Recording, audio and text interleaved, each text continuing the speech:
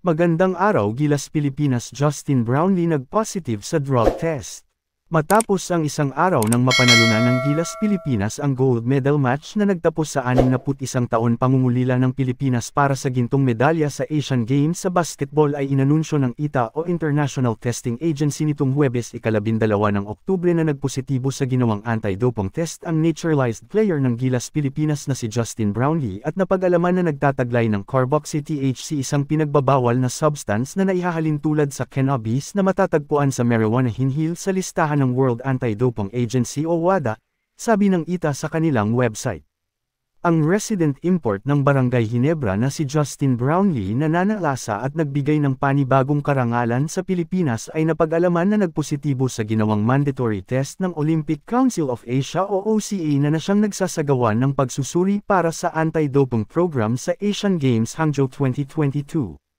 Ang pagsusuri ay ginanap noong 7 ng Oktubre at ang ahensyang nangungulekta ng mga samples ay ang China Anti-Doping Agency isang araw matapos ang pagkakapanalo ng ating Gilas Pilipinas. Ganun din ang team ng Jordan na tinalo ng Gilas Pilipinas at nakatanggap ng silver medals. Isa sa kanila ang nagpositibo din sa tinatawag na dihydrochloromethyltestosterone metabolite o steroid na si Sami Bizay. Mukhang hindi pa nakaka-move on ang China at nais nilang mabawi ang ginto sa Pilipinas, kaya't maramang Pilipino ang nagtatanong kung mababawi ba sa ating Gilas Pilipinas ang gold medal. Sinabi ni Philippine Olympic Committee President Bambol Tolentino na nakipag-usap na siya sa Samahang Basketball ng Pilipinas hinhil sa nangyari at sinabi niya mismo na sa umpisa pa lang ay dumadaan na sa medication si Justin Brownlee dahil kagagaling nga lang nito sa injury bago pa man magsimula ang tournament. Dagdag pa niya na kapag si Justin Brownlee sa ikalawang pagsusuri ay napatunayan na talagang nagpositibo sa drug test ay maaring masuspend ng 2 taon, ngunit ang ating sports officials ay nagsagawa na ng appeal at kung ito ay maaaprubahan maaring mapababa ang kanyang suspensyon ng mababa pa sa 1 buwan.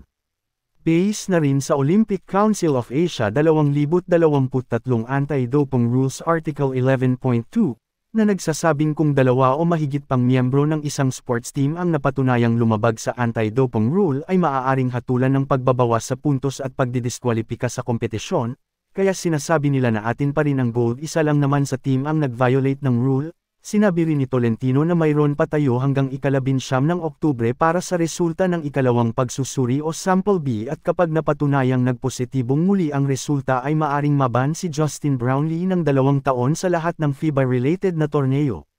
Marami ang nagsasabi na talagang nakakapanghinala ang ganitong pangyayari dahil ang resulta ng isinagawang drug test ay iniwan sa pangangalaga ng China Anti-Doping Agency at dahil nga sa natamong 2 sunod na pagkatalo, una ay sa FIBA at sumunod ay itong Asian Games, ay lalong tumindi ang galit ng China sa Pilipinas. Isama mo pa ang West Philippine Sea, kaya't hindi matanggap ng China ang pagkatalo at hanggang ngayon ay hinahanapan pa rin ng butas ang ating national team.